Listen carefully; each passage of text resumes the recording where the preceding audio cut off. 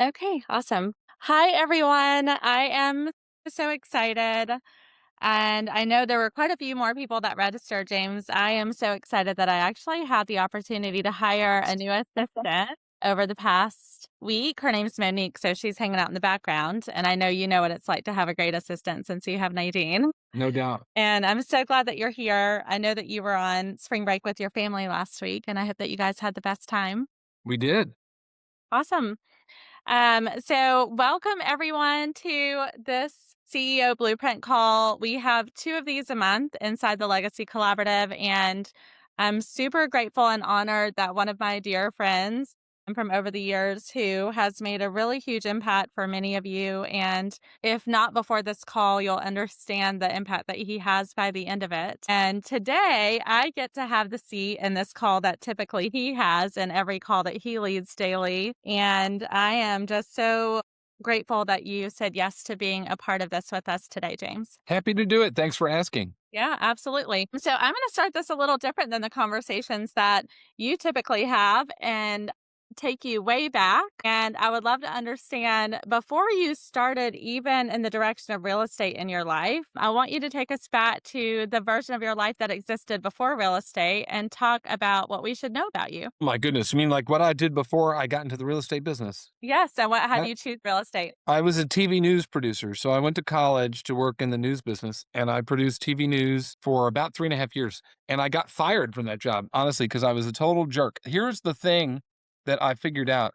Well, that I didn't know at the time was like, because some of you, know me, I get pretty wound up and pretty passionate about things. And, um, I've got my beliefs like anybody does about what we should do and what we shouldn't do. And I forgot in the newsroom, like when that was supposed to be turned off. So I would get very excited about what we were covering and what we weren't covering and my opinions about that. And ultimately, I wasn't the decision maker. I was producing most of the time I was there, I produced the 5 and 5:30, or I produced the 6 p.m. newscast. And so anyway, one day they had just basically had enough, which honestly I lasted longer than I probably should. I think they kept me because I thought I was pretty talented and they could fix the immaturity issues that I had. But one day I came downstairs after my newscast was over, came back down to the newsroom. My news director and executive producer were still there. It was the first time they had ever, in my knowledge, stayed to watch one of my shows. And I was like, oh crap, I'm out of here. So anyway, they fired me. And so I wasn't sure what I was going to do. And I have okay, so see if you can figure this out. My stepdad's ex-wife. You got it, Saundra? My stepdad's I ex-wife. actually do have that for a Okay, all very right. personal reason. Yeah, got it. Okay, good. All right. So my mother was married to this lady's ex-husband. My stepdad's ex-wife reached out to me and I had a good relationship with her kids, my stepsisters. I have two stepsisters and a stepbrother. I have a good relationship with them. And she said, have you ever thought about selling real estate? And I was like, no. And she's like, well, I think you'd be pretty good at it. And if you'd like to come and work with me, I would, I'll help you. I'll help you get your license because I didn't have any money. I just gotten fired. I'll help you get your license. You're going to have to move to West Lafayette, Indiana. I'm from Indianapolis originally, and I was in South Bend at the time. You have to move to West Lafayette, but you can just stay at my house and go get your real estate license and join my team. So that's what I did. I went and got my real estate license and joined her team and as a buyer agent. What I didn't know at the time was what a big deal she was. Her name's Kathy Russell. She's been the top producing realtor in Lafayette for literally 50 years straight. That's amazing. It's unbelievable. She's 50 straight years. She's been the number one agent in that market. So when I worked for her, that would have been 20-ish years ago, 21 years ago. So that tells you a lot. So anyway, she's doing 200 homes a year in West Lafayette, Indiana. I just assumed that's what every real estate agent did and started as a buyer agent. I couldn't stay in West Lafayette because I got engaged to my college girlfriend. I give that about 2 out of 5 stars, y'all. 2 out of 5 stars. Do not marry your college girlfriend. If there's Two one out of thing you five. get out of this podcast today, I say this jokingly. Actually, if she were to stumble across this, she would laugh. I think my ex-wife is a lovely human being, but we just didn't need to be married to one another. But we got engaged and got married, and I needed to move up to her area, which is Northwest Indiana, Maryville, Crown Point. And so I needed to move. And so I felt bad. I was like, Kathy, I got to move. And because we're going to live up there. And It's no problem. She said, "You know what you need to do? You need to join Keller Williams and work for this agent named Jana Caudell." Jana and Kathy had a lake house next door to each other, and so that's how they knew one another. And she's like, "You need to go work for her." So I'm like, "Okay." So I went to work for Jana as a buyer agent. We were the number one agent in all of KW in 2006. So that was my intro into the business, is working for these two elite MREA top producers. And I probably still would be doing that, Saundra, but I got divorced after 13 months. So I needed to do something else and I wasn't going to stay up there. Anyway, that's the long story of how I got into the business. And were you a buyer's agent in both of those scenarios I then? was. I was You buyer agent in both, and then I found out that I don't really love being around people, and I don't mean that I don't like people. Like, I joke that I'm not people-y. I was a much better listing agent than a buyer agent because the speed at which the transaction moves is a little bit different and it's less relational. Like, I mean, there's still relationship, but it was just I have a check-in on Monday and a check-in on Wednesday and go to the appointment and and negotiate the contract. Like, I was way better and enjoyed the listing side of the business than the buyer side of the business of having buyers in my car and building relationships and like you make a decision. That was not I didn't do well at that. And I think there's a lot of agents who understand what I'm talking about, that I was definitely better with sellers than buyers. And so I didn't want to work with buyers anymore. But what Jana did was, again, we're doing 400 units a year. Like, it's a big business. And she had a stack. and what year was that in that you were This doing would have been 400? 2001 is when I joined. No, I'm sorry. I joined Keller Williams in 2005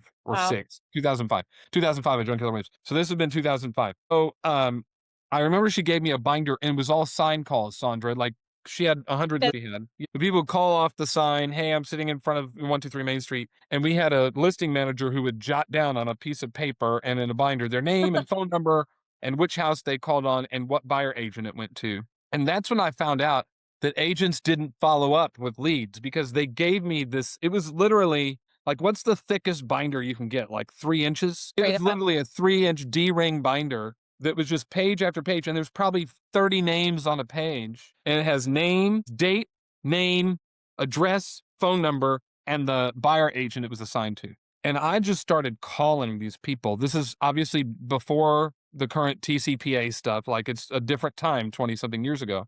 But I would just call, "Hey, back in June, you called us about 123 Main Street. And I'm just curious, are you still looking to purchase a home?" And a lot of the people had already bought.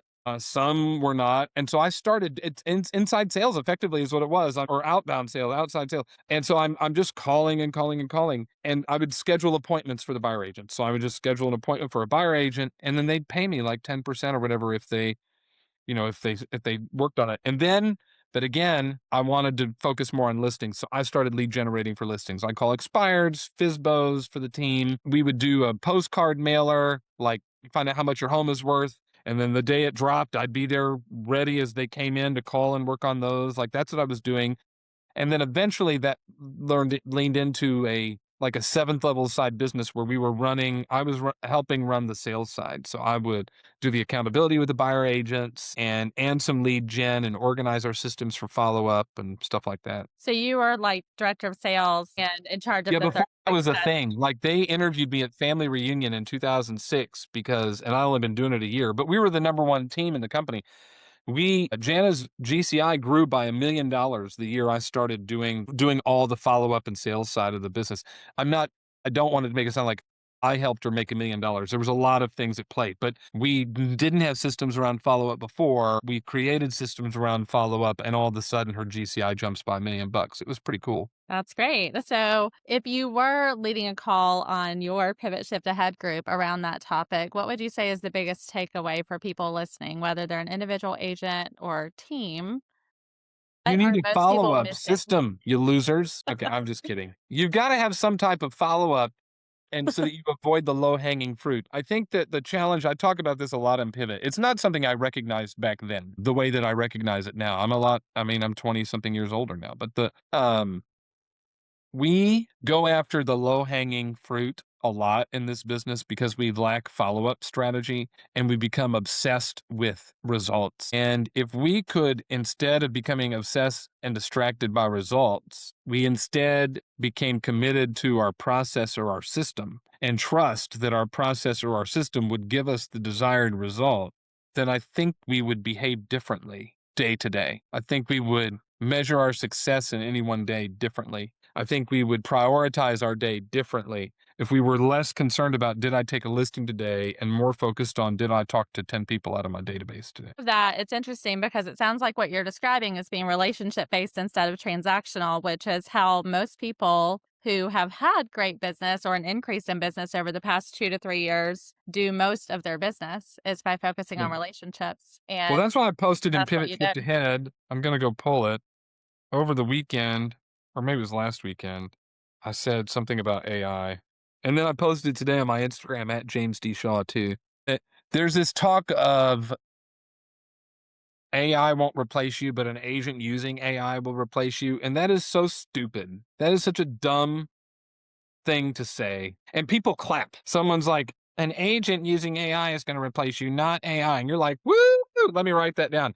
And I think that is so incredibly stupid because this is a relationship business. If you are in a flow with your people, you'll get all the business you want. But people are using AI as their search engine. Great. How many leads do you get from Google anyway? Like, not that many. But most of the business you get, is this not true? Comes from relationships you have, people you know, or relationships you build based on in-person lead gen efforts, or what you're doing on your YouTube channel, or what you're posting on your social, or who you meet at your open house, or when you have your seminar. So I think if you get really narrow on what are the right systems and processes for you to follow, then you'll be in really good shape and you can build relationship and your business will be fine. I absolutely agree with that. We actually just had Tristan on for our last call.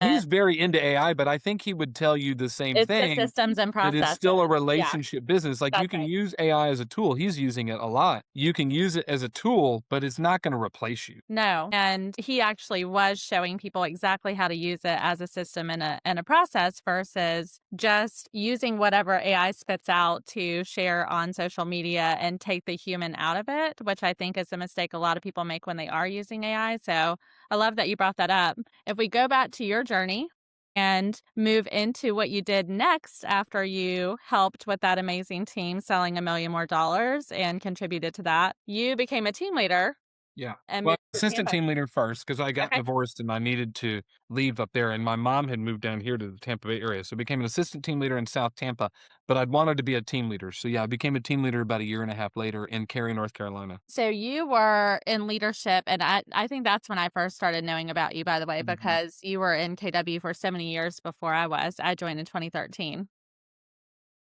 I became team leader in Cary in 2009. Yeah, team leader in Cary, and then when did you move to Florida? 2012, Naomi was born in March, and then we moved in September to be I was team leader of Northwest Tampa. Awesome. What are some of the key things that you learned during your tenure as leadership in the different markets? I think that there's a couple of things I would teach here. First, if from a leadership standpoint, because when I became a team leader, that was 2009, I was 32. So, um, I still had this complex of feeling like I had to prove myself to people, and I was pretty green in my leadership back then.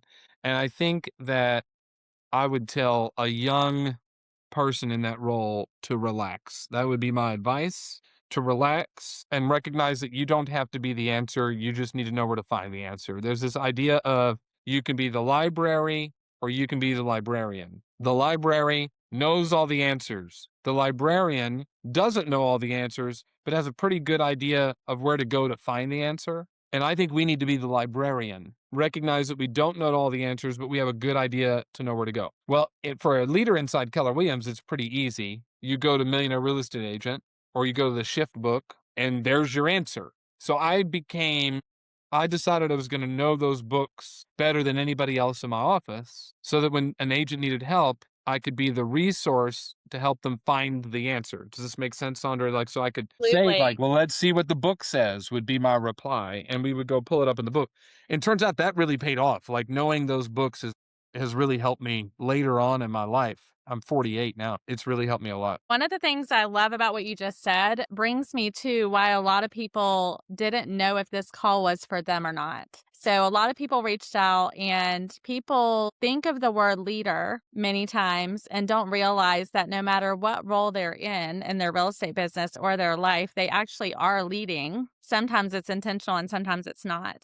In my opinion, this call is for everybody. And I love what you just said because whether they are an individual agent running a real estate sales business, whether they have a team, whether they're on a team, whether they lead in another area in something they do for the community or give back to, their opportunity is to become the resource or to become the way that people develop and truly empower and develop other people versus them being the answer to everything, which actually causes people not to want to work with you as you scale. That's correct. So I love that you brought that up. I hope everyone here took note on that, that your job is to develop the people you're serving and help them know that you can always help them find the answer, but you are not the answer alone because that causes everyone around you that you serve to be better versus it being an ego thing that's not scalable. All right. Well, let's continue into the reason why you have the Pivot Shift Ahead Facebook group because it was such a treasure and an honor to experience being on the leadership side at the time that you launched that, at a time that all of us were looking for how do we best help people. And Yeah. so I would love for you to talk about 2020 and how you launched that. Okay. I had been at the time I was coaching Bold, and so I for a while I was team leader and coaching Bold. Then I was coaching Bold full time, and I'm also master faculty for Keller Williams University. And so I had been asked as part of my role as in KWU to teach shift for family reunion Mexico. Like, so they have all the Central American countries meeting in Mazatlan, Mexico for a family reunion. So I went and taught 2 shift sessions there, and this was March of 2020. So I do the one shift session, I go upstairs to the room, I flip on the TV. It was CNN International was the only channel we got in English, and it said at the bottom of the screen that Tom Hanks had tested positive for COVID. And I was like, "Oh man, this is legit." Like, if Tom Hanks can get it, anybody can get it.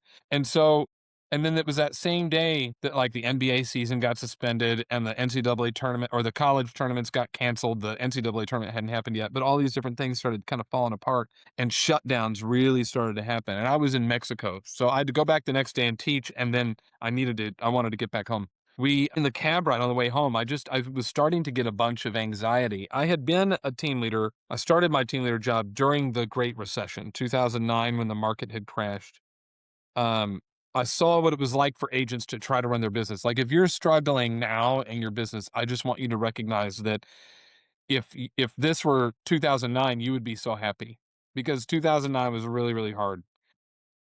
And so I saw and anticipated all of this uncertainty and fear that, like, what was going to happen. And I know what was going to happen, but I just knew we needed a place to gather, and instinctively, I just knew that. So the idea for what is now Pivot Shift Ahead kind of came to me in the back of the cab on the way to the airport in Mazatlan, Mexico. When I got back home, I created the Facebook group, and the idea was I was going to have I would do a live stream. I didn't know about Zoom. I would do a live stream every morning just to give some motivation and teach some stuff from Shift or something like that to try to help people, with no idea that it would become now what it became.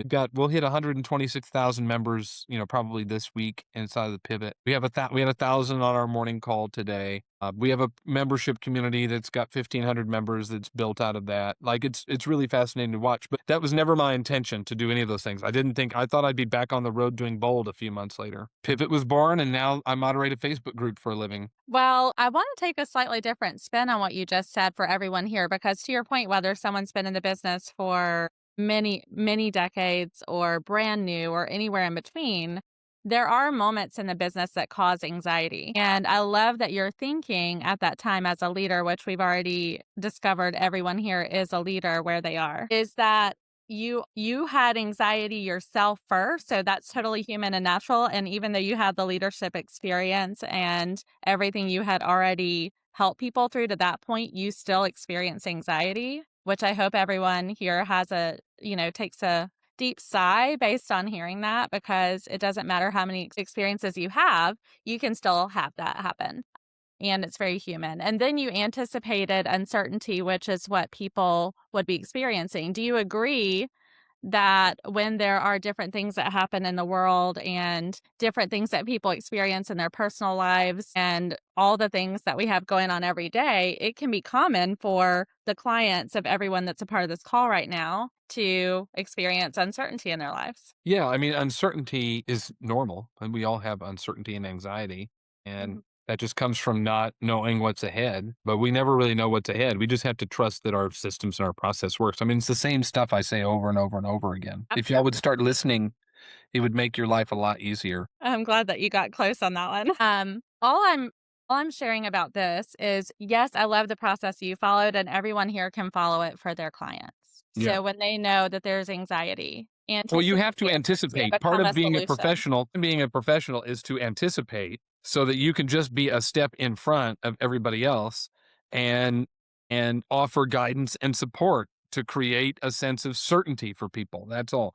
And in your business, the way that you do that is you know what works for you and you focus on doing those things that work. And that creates a little bit more certainty in the business. And you're not tied to the outcome of any one week or month or quarter because you know your system works. I love that. I just wanted them to all hear that as something they can take away as actionable for them. So thank you. So walk me through, I mean, now we're in 2026. You launched the Pivot Shift Ahead group as a solution to uncertainty in 2020. Walk me through what your day looks like now. I get up I mean, how detailed do you wanna get? I get up at 5 a.m. Yeah, I mean, I want people to hear what does a winning day look like for you because I've recognized patterns, as I'm sure you have over the years of studying Yeah, leaders. So I yeah. want them to hear that. So I get up at 5. I'm usually in the office by quarter to 6, and the call is at 7:30. So but I get to the office before 6 o'clock usually. Now, I the my call, I plan out in advance, so I've gotten really purposeful about that. The week prior, I'm planning out the next week's calls and outlines and topics, but most of what I jot down are bullet points. These are the bullet points I wanna cover conceptually. This is the page number I might wanna reference from one of the books. This is a teaching point I wanna make. But then I get to the office a little bit before 6 to really start to prepare for that part. Because the if you've been on a pivot call, it's really 2 calls in 1 where we do something that came up in the Facebook group on the front half, and then whatever my teaching point is gonna be on the second half. So I need to make sure that's all prepared, update people on what's going on in our world, stuff like that. So anyway, get there about before 6, work on that. Call 7:30 to 8:20. When the call is done, what I try to do now, like I did today, is usually that's when I'll go back. I actually go back home a lot of those days and that's when I'll run. So I have to get ready twice because this hair takes a lot of styling. It looks like So it. Looks like yeah, it. it does. Takes Yeah. a lot of styling. So anyway, I come back run, and then it's this various things. We do 2 in-person events a year, so there's a lot of planning on those. We've got our big spring one coming up in 3.5 weeks or so that we're working on a lot right now. I've got a team of 5, so we meet and walk through different things because in addition to the morning call, we do a weekly webinar series. We have 2 newsletters we have to write. We have the membership community calls we have to create, tools we got to create for them, challenges that we're writing, just different stuff like that. So we've got plus the 2 events a year that we're planning, and we're always like our Elevate event is in April, but right now we're working on next year's Elevate, 2027's Elevate, and then I'm about to pick the location for 2028's Elevate. Like we're always kind of 2 years in front. So anyway, that's what it looks like. It's a lot of planning, working, writing, and creating. It sounds very much like the systems that people need to have in their real estate business, but slightly different. Well, I think you just need to know what you're supposed to do and when you're supposed to do it. I mean, if you just figure that out, I know what my process is. Now, I'm not perfect. We don't do everything right, but I'm pretty comfortable with what we do. What I like about my schedule is then I can be done when Naomi's out of school. So I can usually pick her up. I have a 14-year-old eighth grader. I can usually pick her up and then be around because that girl's got a busier schedule than anyone I know. And so I like to be done most days by 3 o'clock so that I can then, Terry gets home usually around 2. I can hang out with her, hang out with Naomi, pick Naomi up, stuff like that. So I try to be done by 3. You know, most people got into this business to have that flexibility and be present as parents, and you figured out how to do that. You've had a journey to create that in your world. What would you say to people here who are super busy in their business and don't know quite how to get their schedule to work so they can be a present parent the way that they first came into the business to be? So I think we schedule things backwards sometimes. I talked a little bit about this morning, and this is not my idea. This is out of the one thing that if you put when you're not working in your schedule first, then you can work around that versus putting in when you're working and then trying to take time off around when you're working. There's always going to be more work. Like you can always do more work. And to be fair, like I work on Saturdays. That's a choice I've made. A lot of people like I don't want to work on that. I work on Saturday. Now I'm not showing homes. I'm different, think of me more as an office job. But I work Saturday because Naomi's at dance all day, and my wife Terry works at a cute little boutique here in town because she likes to go do that. And so Saturdays I'm home alone. So I do a lot of planning and ideas and outlining things, and then I have to schedule send stuff to the team because I don't want them to work. But then I found out when I would schedule send stuff, they would get it all Monday morning at 8. So they started to get anxiety on Sundays about how many emails are going to be in my inbox on Monday morning. So now I schedule send them at like 10:15 too. So it comes in at some random time. Um, because I don't want to overload them. So I don't you have to decide when you're willing to work and not work. I'm constantly working, but I'm also off. Like, by constantly working, I mean, I still approve every message, every post that goes into Pivot. I'm very active in all of that. But I also, I know that in the evenings, in the afternoons and evenings, I prefer to be unavailable. We just got back from a spring break cruise, and then we're going to go to Costa Rica this summer on an Adventures by Disney trip. That's blocked out. Thanksgiving, we're going to be in New York because Naomi is in the Macy's Thanksgiving Day Parade. She gets to dance in the parade this year. So we're taking, like, that's all in. That's all blocked out. So now I'm working around that. It's never need a break. No, I know when my next break is coming. Like, I'm looking at it now. We just got back from the cruise. I was ready to come back. Today's call was really good. Don't you think? Today's call was really good. Do you know I was good? Because I just got back from a break.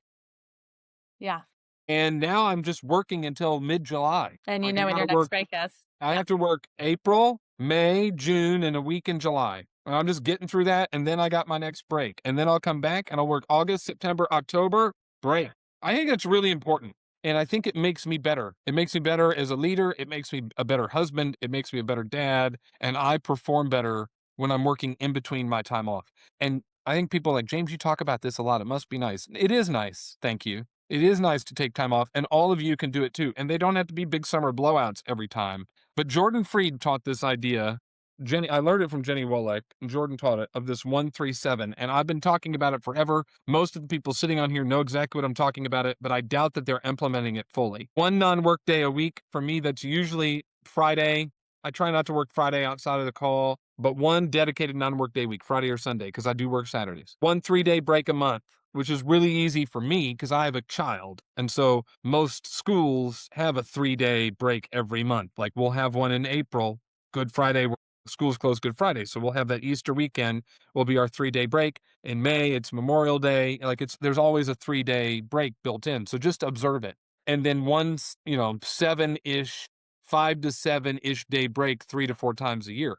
But you don't have to go somewhere on those. Like, most of the trips we go on are paid for with credit card points. Like, I can't afford to go on these trips. So, but you can have a staycation and stay at home too and lightly work. I think that's important. Thank you for saying that. And I know that Gary taught an iteration of that, Gary Keller, years ago, of making sure that in September, October-ish for the following year, you just go ahead and plan all of your breaks on the calendar before you do anything else. Man, we already know, like, I can give you my time off For dates 2027?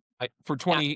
27. Hmm. I already know our springtime. I know all of 26 and the first half of 27. I could give you all of 27 right now. I already know what it is. The next year and a half's worth of breaks now. Awesome. Well, I know you talk about it a lot and it's so important, and we talk about it a lot here too. So, if someone on the call hasn't yet done that, I would challenge them in the next 24 hours to minimally choose the day they're going to sit down and schedule that out for themselves, because burnout and our calendar being out of alignment with our values happens when we don't do that. So, love that you're consistent with it. You talk a lot about preparation, practice, and action. And most agents know what they should do and still don't do it because they're not out of ideas, especially if they're on your pivot shift ahead call. What do you think is really going on as far as why people are not making money and are not doing the activities if they're not? Well, because 'cause they're making the wrong decisions. I think that our life is a series of decisions.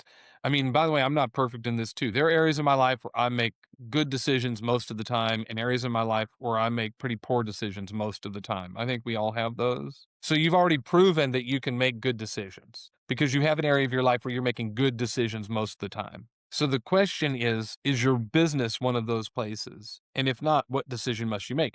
I read a section from Shift today. I don't recall the page number. I'm sorry, and I don't have I'm surprised by that. well, I it's like, I don't know, it doesn't matter. Someone could probably know because I mentioned it this morning. Okay. Um, but anyways, a section of Shift today where Gary effectively says that you can make hard times easier than they should be, or and easier times harder than or easy time hard times easier than they can be, or easy times harder than they should be, based on the choices that you make, and that we have to make the decision to do the right thing. You have to decide. Well, all of you decided what you have done up to this point today. You have made a decision. Is that decision moving you closer to the outcome you want or further away? And if it's not moving you to where you want, then pause for a minute and go, what are some other options? I don't like to do the beat yourself up for garbage stuff. Like, none of you has a DeLorean, so you can't go back and say, well, what I should have done in October was called more people in my database. You can't go back to October. What you can do is say today is, I don't know what the letters are for DTD2 this week, but you can say today I I'm, am too. what is it? I and Q? All right, today I'm going to call my I's and Q's. Like, you can just decide to do that today. And then worry about tomorrow and ignore what happened yesterday and just decide to do the right thing now. And then what you'll notice is that you'll start to get into more of a rhythm. It used to be that like, I wake up before 5 a.m. every day, whether I want to or not, because I decided a while back that's what time I needed to get up so I could go do the call and do the things. It's really fun, Saundra, when you're on your spring break cruise and you wake up at 4:45 in the morning in your 200 square foot stateroom with your wife and daughters sleeping in it And in it's the pitch pitch black dark. dark. So I've been known to go sit in the bathroom. I've done that to do whatever, or I'll get up and walk. I'll like set my stuff out before, and there's ship we were on, the Disney Fantasy, on deck 4 or 5 has a walking path, and I just go walk or run, sometimes run, but usually just walk, watch the sunrise and all that kind of jazz, because I just wake up and it's vacation. I'd love to sleep. I'd be happy to sleep until 7, You've created the habit of but waking up. it can't be undone. So I think that we can do this in other places as well, where we go and just make the decision today, and then tomorrow you can make a different decision if you want. But today, make the decision. And if you make the right decision more often than you don't, then I think you'll be okay.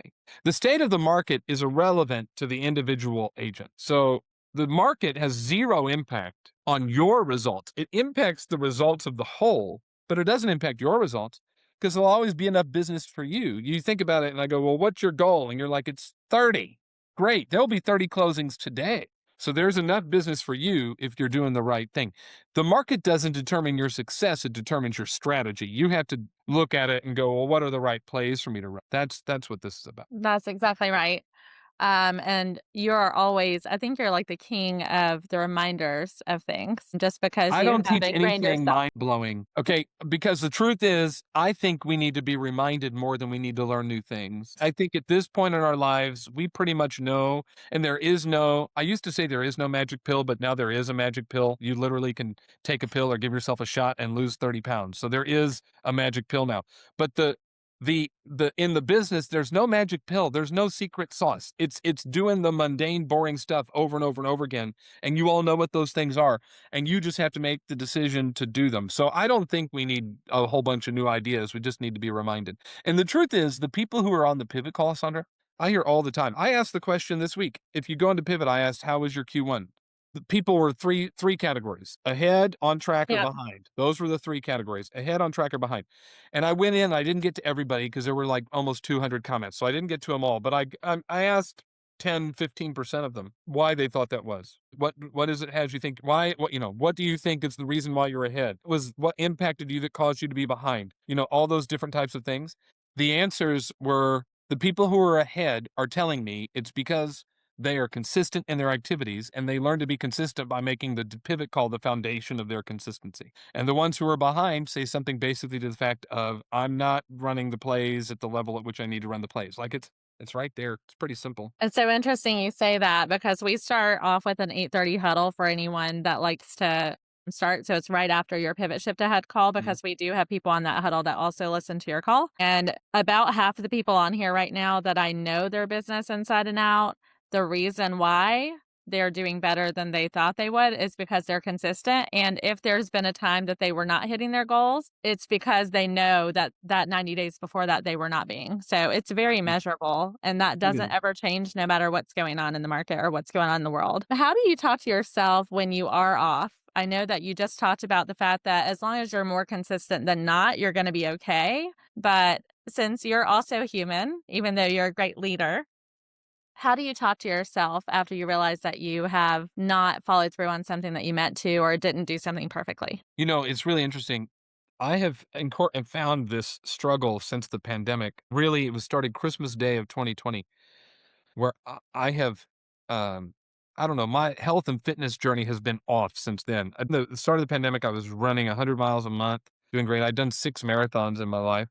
And then Christmas Day, I was out running Christmas morning, and I had a calf strain, the pop in the calf, and it needs to rest. And really, ever since then, it's just been different. And now I'm also fighting the fact that I'm getting older. So the whole process of even staying in shape is harder than it was 10 It's years ago. different. Yeah, yeah, yeah. Because I'm knocking on the door of 50. It's a different vibe right now. What I have been doing, we teach a point system that we got from our friend Brittany McAllister, who's in Omaha, Nebraska, for lead gen that I've been working to create on this fitness side because I would find that I'd beat myself up for not doing this and doing that. So I'm doing different kind of tiers of things that involve various like fitness workout stuff, different food, nutrition elements, and different mental well-being elements to it. And then my goal is to get 30 points a day, which is what we teach on the other tracker, is to get 30 points a day. And no, I'm not going to share it because I haven't fully built it out in a way that works for me, but I think anyone can conceptually do it. And it's really my own personal one. Like my own tools and tracking is irrelevant to any other person.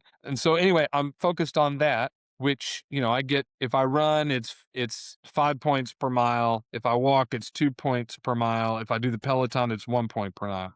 And then there's different other measurements, and I want to get 30 points a day. So if I just ran 6 miles every day, then there's my 30 points. I'm done. So You the gamify it. Whenever you see a yeah, gap, you yeah. create a system and gamify it for yourself. Yeah, I think so, with the understanding that the target is 30 points a day, but just don't ever get 0. Like, there's gonna be some day I look at it and the day is crazy, but I can go, "Oh, okay, well, I did eat in the way that it's spelled out here, and so I accumulated 10 points because of the way I ate, and that's better than 0." So that's an area where I'm taking what I've taught, I think we figured out, and I'm applying it to another area of my life where it is a struggle because 'cause I'm tired of my belly sticking out. None of us know how you Okay, feel. my kid is gonna ask me when I'm due. Well, I love how you apply what you're helping so many people with around the system with their lead generation to your health, because I feel like whatever works in one area of our life, and everyone here has been successful at one or multiple areas in their life, also applies to their business. Many Well, that's times what in I'm trying to teach is conversation, that you've yeah, already proven that that you they can know do it you're well. doing somewhere. So where it is that you're struggling, apply those principles. That's right. That's right.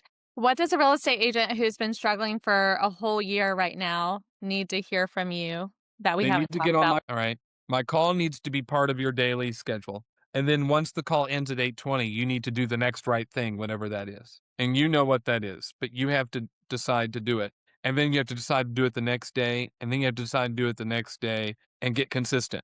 You also have to remember that consistency and perfection are not the same thing. So not every day is going to be a pink fluffy unicorn dancing on a rainbow. But you do have to decide to do the stuff that you're supposed to do. You just said so many things that I'm sure people here took away. Every single person on this call has an opportunity to choose what legacy they leave. And I know you are very intentional about your life. I would love to know from you, what do you care about leaving on this earth when we're celebrating your life at the end of it, which I know will be 100 years from now? What's It will important not for be you? First of all, it will not be 100 years from now. It's probably 25 years from now. And you know what? I just want I don't know, that's an interesting question. I have not thought about a legacy other than I just want you to go, "That guy cared. He wanted me to do well." And that's where my heart always is. I might get a little pushy or testy, but that's because I care. And I think that anyone the 1,000 people who get up and get on my call at 7:30 Eastern are high achievers. They may not feel like it, but they're high achievers because someone who isn't a high achiever wouldn't do that. So if you feel like you're struggling, know that I see you as a high achiever. So you can just borrow my belief. I saw a thing. Did you see it over the weekend? Brenda Fries, she's the head coach at Maryland, and of the women's basketball team. You need to look up this quote. Actually, the video, I think either Brad Stolberg or Steve Magnus posted it on their Instagram this morning. But you should go watch it. Now, I like Brenda because she was actually the head coach of Ball State women's basketball when I was a student at Ball State. But she's won a national championship at Maryland, and she had her top player was really struggling. And there's video, and if you're just watching the video, you would think Brenda is a horrible coach because she's got this player and she's got her. They're this far, inches apart from each other, face to face, and she's yelling at her. She's literally yelling at her. But what she's yelling in at her is, "I believe in you. I believe in you, but I can't do it for you. You have to believe in you. And if you don't believe in you, just know that I believe in you." Like that's what she's telling her. But you have to make the decision to go out and perform. But if you're doubting yourself, just know that I don't doubt you. Well, gosh darn it, she went on to have 22 points. She led the team in scoring. The team still ultimately lost the game, which happens sometimes. Sometimes you lose games. That's part of the deal. But the player performed much better after the coach said, Borrowing her. "Borrow my belief. Hmm. Borrow my belief." That if you go at the end, if I'd fall over right now. Know that I believed in you because you showed up, and I don't have time to waste. Neither do you. I believe in you. Go do what you're supposed to do. Awesome. Well, one of the things that we talk about a lot in the Legacy Collaborative is that legacy is not actually something you leave someday, it's what you live today. And you do live that every day. So thank you for living in alignment with what you care about leaving in people. Is there anything we didn't talk about that's important for you to share before we open it up for questions? Go be awesome. I love that.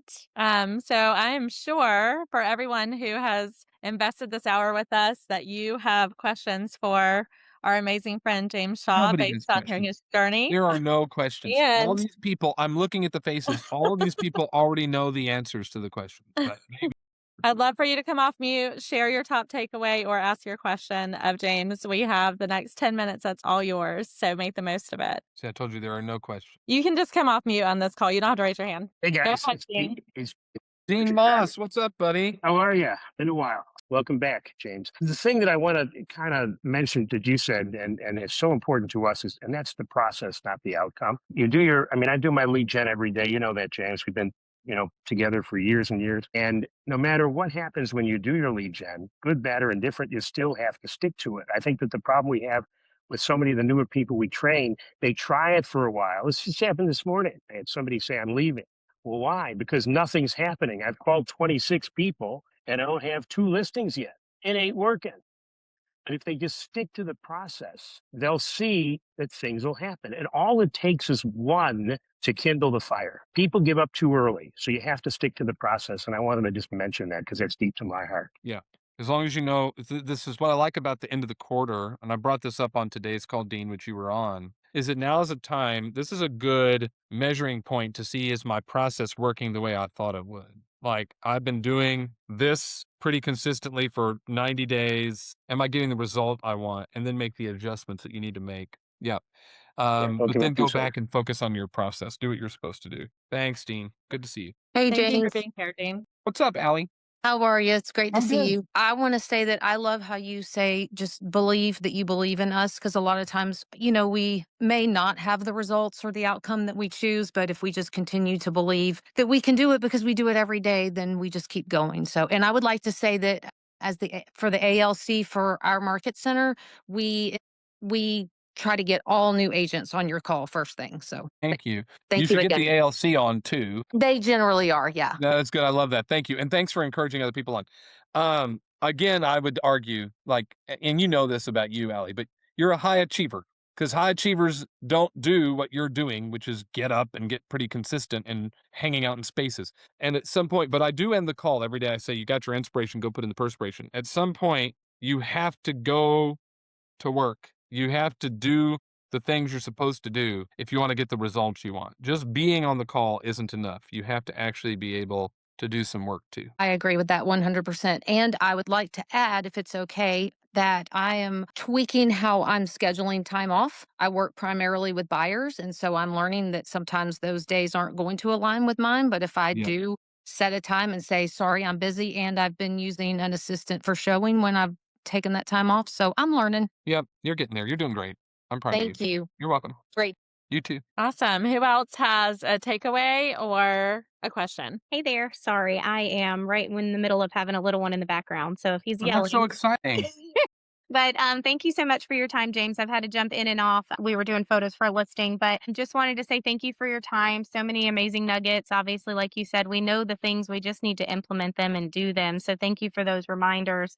One thing that stuck with me from the call today is when you were talking about being professional is really about anticipation and how we need to stay a step ahead. And when you're talking about your winning day, how you say, there's planning, there's working, there's writing, there's creating. And one thing that I haven't set aside time for recently is that creativity in my business. And so I've been working on being a resource to my clients, but I want to start taking some of the creativity that I have. I've just been so big on like, oh, the DTD2 and the lead gen and then get to the listing appointment. But now I'm sitting here thinking, how can I be a resource and bring in that creativity into my daily planning as well? At least you have the awareness around it now, and you can just start thinking about that. Yeah. You Thank can, you. this is one thing I like about what we do in Pivot and Inspire is that sometimes the community does the creative thinking for you, and then you can go, oh, yeah, let me go implement that, figure out how I can use that in my business. That might be a way too. I appreciate you. Thank you so much, Thanks, James. Ashley. Same. Awesome. Thank you. Does anyone else want to have the opportunity to tell James what you learned today or ask a question? And Pamela, I don't know if you're back. Are you still out of the country and on the call? No, I'm here. I'm here. We flew in 3 a.m. last night and I'm Oh my exhausted. gosh. Welcome But back. be very sorry for me. I was in Italy struggling. It's so horrible. I feel so It's bad a, for you. you should feel terrible that I'm back and working and setting appointments and doing the things we need to do. But no, I could not miss this call, so I've been in the background, and I'm so appreciative of you taking the time. I think the biggest takeaway is that the next most important thing that I need to do is schedule your call. That's exactly what has to happen. So Well, we'd thank you love to so much see for you on taking the it. time. Yeah, you got it. You will. Awesome. Habits are everything. Mhm. Okay. Well, thank you so much, James, for being here. You're And welcome. I'm just super grateful for you, the kind of leader you are, and for contributing to not only your community consistently, but for taking the time to contribute to the Legacy Collaborative. We really Oh, it's appreciate my you. pleasure. I appreciate the invite. Yes. Well, everyone have an amazing week, and we will be posting inside the Facebook group the next CEO Blueprint call, and we would love to see you there. Thank you. Have a great week.